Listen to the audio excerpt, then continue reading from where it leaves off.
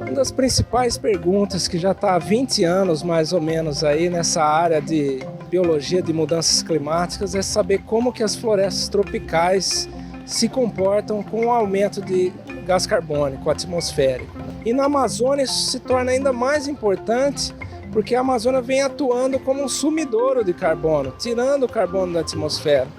Só que a gente não sabe o quanto tempo isso vai durar.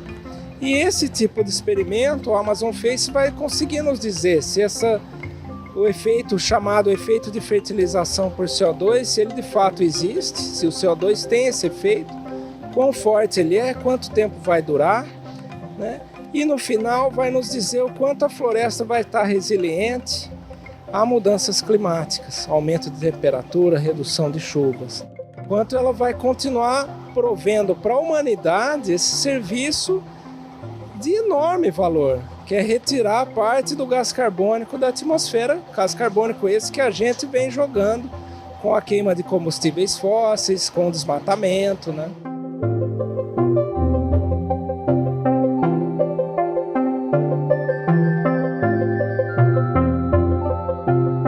Não existe outra maneira.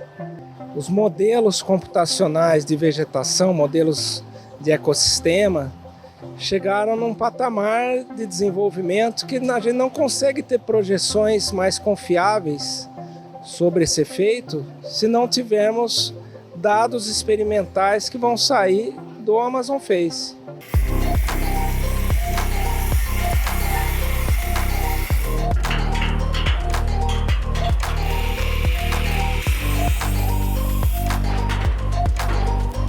Vai ser uma de 32 torres que vão ser instaladas lá no sítio experimental em Manaus. Nós estamos verificando o design da torre, está apropriado mesmo, mas também principalmente o processo de montagem aqui. O quanto que a gente vai ter que adaptar desse processo de montagem da torre, pensando lá no nosso ambiente florestal, né, mas cheio de dificuldades lá em comparação com essa situação aqui.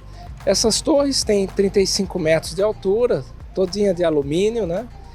E as laterais delas vão segurar tubos em todo o comprimento vertical. Esses tubos são furados. Nós vamos ter 16 torres dessas. Essas torres vão estar dispostas numa configuração circular. Então, cada uma segurando de cada lado esses canos todos furadinhos, com esses furos virados para dentro, soltando um ar enriquecido em gás carbônico, né? Aproximadamente 50% a mais de gás carbônico do que o que a gente tem na atmosfera hoje. O dióxido de carbono é o principal vilão da mudança climática, né, do aumento de temperatura. E aí muita gente pode se perguntar, mas você vai jogar mais na atmosfera, né? O importante é a gente dizer que nós estamos fazendo isso por um bom motivo, né? Por um teste experimental. A gente quer imitar uma atmosfera futura e entender o que vai acontecer com a floresta, porque o CO2 ele influencia a vida de todas as plantas. E mais CO2 vai influenciar o comportamento da floresta, e a gente precisa entender isso. Ela vai ser uma fase, digamos assim, piloto, para a gente poder testar a tecnologia, entender principalmente o consumo, o nível de consumo de gás carbônico que a gente vai precisar. Isso é um gargalo do projeto, né? Estimar corretamente a quantidade de gás carbônico que a gente vai precisar. São 6 anéis de 16 torres cada um. 3 emitem CO2, 3 replicam as mesmas condições desse que emite CO2, mas sem o CO2. Que é, se existir, por exemplo, algum impacto da instalação, esse impacto está replicado nos controles, nos experimentos sem CO2. Então o experimento de fato só começa quando a gente tiver os 6 anéis construídos.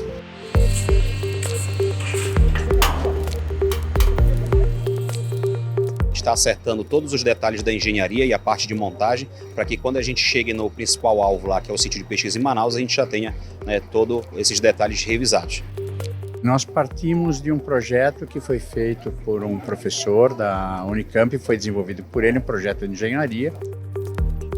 mas nós participamos do detalhamento desse projeto.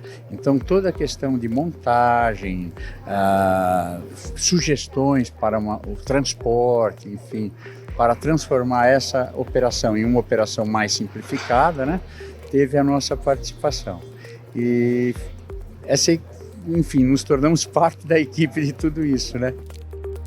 A logística da ASA vai fazer toda a embalagem dessas torres em uma carreta e a ideia seria mandar uma média de 8 torres por carreta para Manaus. E chegando em Manaus já começar a fazer o processo de montagem. A gente tem parcerias com todos os projetos FACE de grande escala no mundo, né? A gente tem 2 hoje em operação, principalmente um na Inglaterra, no Reino Unido, e outro na Austrália. Então a gente tem a colaboração com esse pessoal, temos um pessoal que trabalha conosco há muito tempo, que foram os idealizadores dos experimentos FACE nos Estados Unidos. Então a gente tenta fazer, né, com o nosso conhecimento local e a experiência de outros projetos, ter a possibilidade de realmente ter o experimento FACE realmente em execução na floresta amazônica. Houve os primeiros experimentos que comprovaram nossos conceitos, que mostraram que se conseguimos realizar uma vez, conseguimos sempre. E agora vamos realizar isso em uma floresta madura, porque isso já foi possível. Eles também nos permitiram testar o uso de torres e de guindastes para acessar a copa das árvores. Vamos fazer isso sem cabos de sustentação. Será a primeira vez que vamos usar o Freestanding Towers e guindastes para atingir tanto as torres quanto as árvores. Todos esses foram elementos que nos tornaram confiantes de que, tendo recursos, pessoas, autonomia e tempo suficientes, podemos construir isso em uma floresta tropical.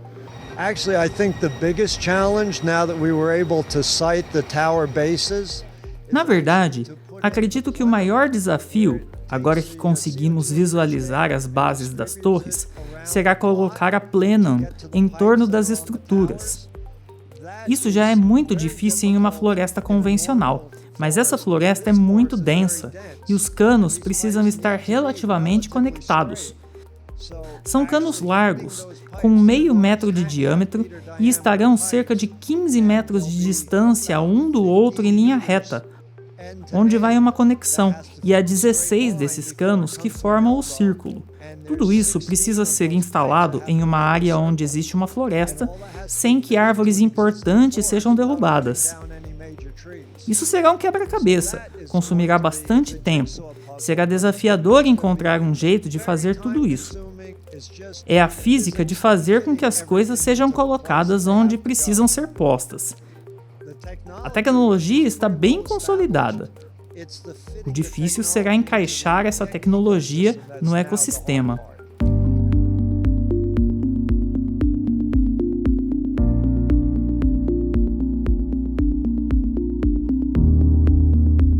Guindastes, torres, tanques de CO2, tudo isso vem daqui de São Paulo, né? Então tudo isso vai ser por cabotagem, ou por estrada, ou estrada modal, né? Com estrada e balsa, e aí estrada de novo, estrada de terra, para poder chegar lá. Então é uma logística bem complicada. A gente já está há muitos anos estudando isso, né? Acho que é bom dizer, a gente sabe o que está fazendo, o programa já existe há 10 anos, sabe? A gente está planejando e se preparando para isso já há muito tempo. E agora a gente tem essa oportunidade.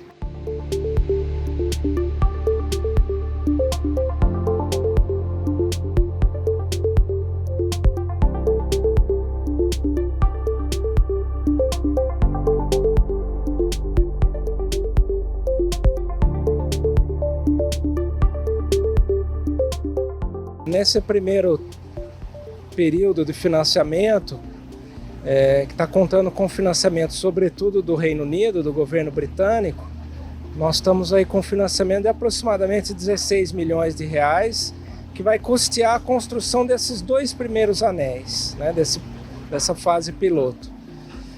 O Ministério de Ciência, Tecnologia e Inovações anunciou a liberação de mais 32 milhões de reais, que vai permitir a construção dos outros 4 anéis, o que é ótimo para o experimento, porque a gente está garantido então a construção de toda a infraestrutura, restando agora somente garantir todo o recurso necessário para o CO2. Uma grande alegria, né, para o governo britânico para estar participando desse momento aqui, que foi tão aguardado, foi tão planejado, um sonho mesmo que está se tornando realidade aos poucos, porque vai um pouco além de um projeto de engenharia, né? Um pouco não, diria muito além. Não só queremos agora entregar essa primeira etapa, mas também continuar, então, com aportes anuais para a continuidade do projeto.